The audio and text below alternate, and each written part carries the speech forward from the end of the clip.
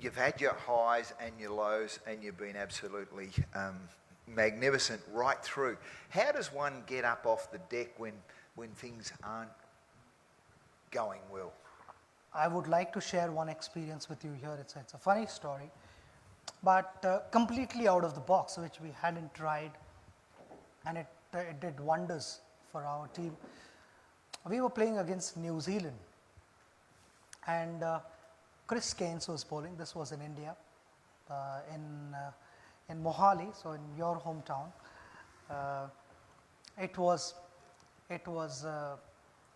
The ball was reverse swinging, and Chris Keynes was virtually beating us 2-3 times an over. I was batting with Rahul Dravid, so the main batters were batting. We'd like to believe that we were the main batters. And we were getting beaten, and we were sort of clueless because we couldn't see the shine. Sometimes the surfaces are such that it becomes a little difficult to figure out which side is the shiny side and which is the rough side. I expect all you guys to know what reverse swing is. Reverse swing is wherever the shiny side is, the ball starts to go in that direction. Even if the bowler wants the ball to go in the opposite direction, it will not go because of the imbalance and the surface of the ball.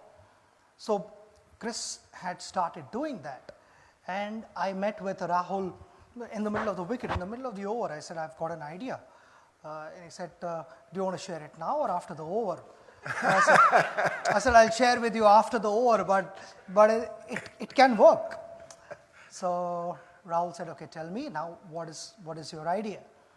I said to Rahul, I am closer to the bowler, and when he's walking back on the run-up, I need to stand here. When he's walking back onto his run-up, I would be watching him closely, and I'd be watching the ball. Which side is the shiny side and which side is the rough side? So Rahul said, then what happens after that? I said, whichever side is the shiny side, I will hold the bat in that hand.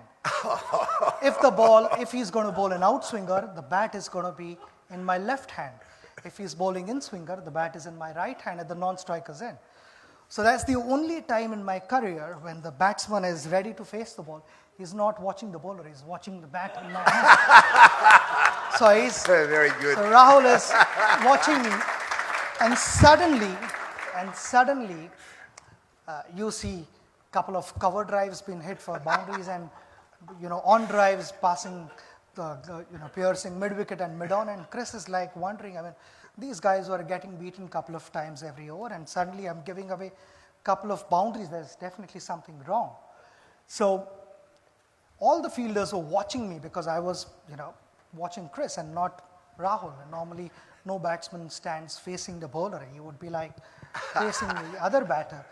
And then I would quickly change the bat, and by then they had sort of figured out that there is something fishy.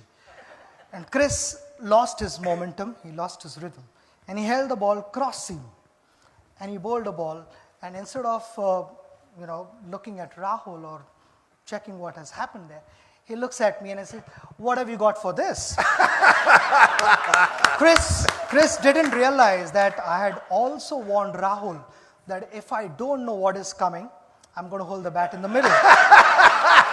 So that is how the story goes. So it's just, in short, it's just being a step ahead of your opposition.